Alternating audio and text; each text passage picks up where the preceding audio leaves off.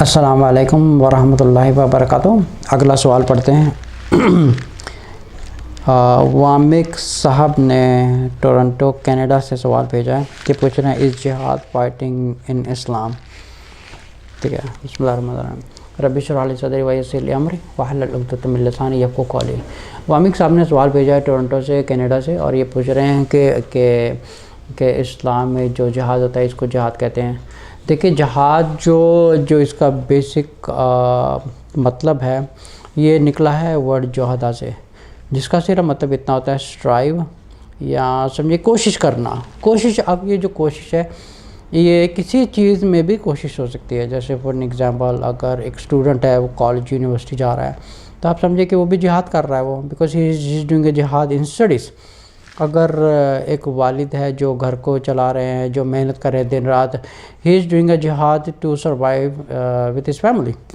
آپ سمجھیں کہ اگر کوئی دکان چلا رہا ہے تو ہی از ڈوئنگ اے جہاد ٹو رن ہز اسٹور اور ٹو رن ہز بزنس۔ تو یہ ڈیپینڈ کرتا ہے کون سی سچویشن کے اوپر جہاد کا لفظ یوز ہو رہا ہے۔ اس کا مطلب یہ نہیں ہوتا کہ جہاد صرف، یا جہاد کا صرف مطلب اتنا ہوتا ہے کہ صرف اللہ کی راہ میں لڑنا ہی ہوتا ہے۔ یہ اللہ کی راہ میں لڑنا نہیں ہوتا ہے۔ اگر سمجھے کہ کوئی اگر مسلمان ہے، وہ اللہ کی راہ میں ایک دعوت کا کام کر رہا ہے، غیر مسلمان کو قرآن بانٹ رہا ہے یا کچھ بھی کر رہا ہے، یہ بھی قسم کا جہاد ہے۔ اچھا، ایک جہاد وہ بھی ہوتا ہے کہ جیسے کسی مسلمان خلیفہ نے یہ آرڈر جاری کیا ہے کہ کہیں پہ ایک جنگ ہو گئی ہے، وہاں پہ مسلمان سارے آ جائیں، ٹھیک ہے، کیونکہ آج کل تو کوئی آج کل مسلمان کوئی خلیفہ ہے نہیں ہے، تو اس لیے یہ کانسیپٹ آج کل اپلائی نہیں ہوتا ہے کہ کہیں پہ قتال ہو رہا ہے یا کہیں پہ جنگ ہو رہی ہے۔ تو یہ کانسیپٹ آج کل اپلائی نہیں کرتا یہ، کیونکہ آج کل کوئی مسلمان خلیفہ ہے نہیں ہے۔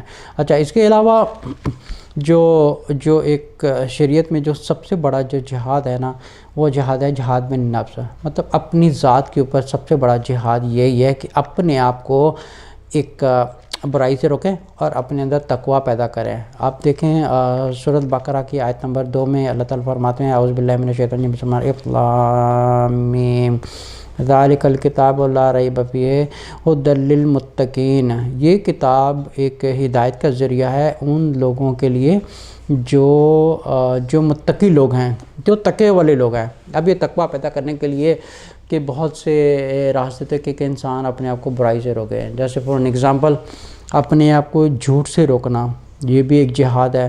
اپنے آپ کو ایک برائی سے روکنا، یہ بھی جہاد ہے۔ آپ سمجھیں کہ اپنے آپ کو میوزک سننے سے روکنا، یہ بھی جہاد ہے۔ اپنی نظروں کی حفاظت کرنا، یہ بھی جہاد ہے۔ غیر محرم سے بات کرنا، یہ بھی جہاد، غیر محرم سے نہیں بات کرنا، یہ بھی اپنے آپ کو جہاد ہے، ٹھیک ہے۔ کسی بھی برائی سے، جو بھی اللہ تعالیٰ کے احکامات ہیں، کسی احکامات سے جو اللہ تعالیٰ نے جن چیزوں سے روکا ہے، ٹھیک ہے، یہ بھی ایک جہاد ہے۔ جو سب سے بڑا جہاد ہوتا ہے وہ انسان کی ایک ذات کے اوپر، جیسے فار ایگزامپل کچھ صحابہ آتے تھے، جیسے ایک صحابہ رسول صلی اللہ علیہ وسلم کے پاس آئے تو انہوں نے کہا کہ میں جہاد پہ جانا چاہتا ہوں۔ تو انہوں نے کہا کہ کیا تمہارے گھر میں تمہارے والدین زندہ ہیں؟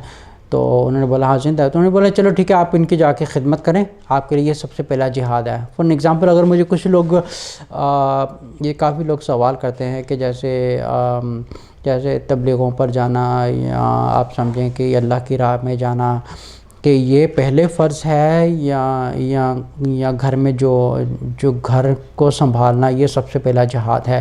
دیکھیں، سب سے پہلا جہاد یہی ہے کہ آپ اپنے بال بچوں کو ٹیک کیئر کریں، کہ آپ بال بچوں کو ٹیک کیئر کریں اور دیکھیں کہ آپ کے ماں باپ کو آپ کی ضرورت ہے، یا بیوی بچوں کو آپ کی ضرورت ہے۔ تو ایسا نہیں ہے کہ آپ اپنے گھر کو چھوڑ کے اللہ کی راہ میں چلے جائیں، کیونکہ ہو سکتا ہے آپ کو اس کا ثواب ملے گا، لیکن قیامت والے دن آپ کو اس کی گھر والوں کی طرف سے پکڑ ہو جائے گی، کیونکہ پہلا جہاد یہی ہوتا ہے کہ آپ اپنا جہاد اپنے گھر سے شروع کریں۔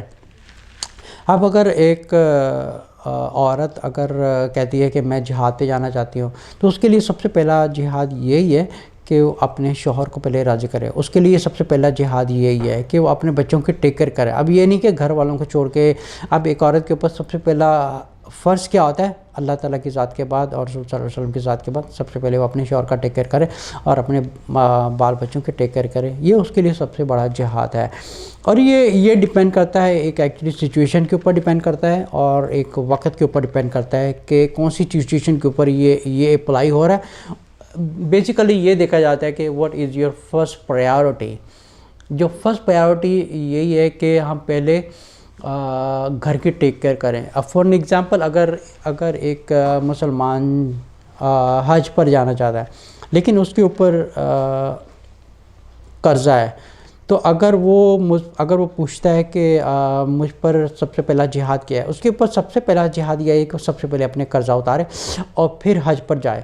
اب ایسا نہیں ہے کہ وہ قرضے لے کے حج کر رہا ہے, کیونکہ ہو سکتا ہے اس کو حج کی طرف سے تو ایک ثواب مل ہی جائے گا, لیکن آپ سمجھیں کہ خدا نخواستہ اگر اس کی موت ہو جاتی ہے.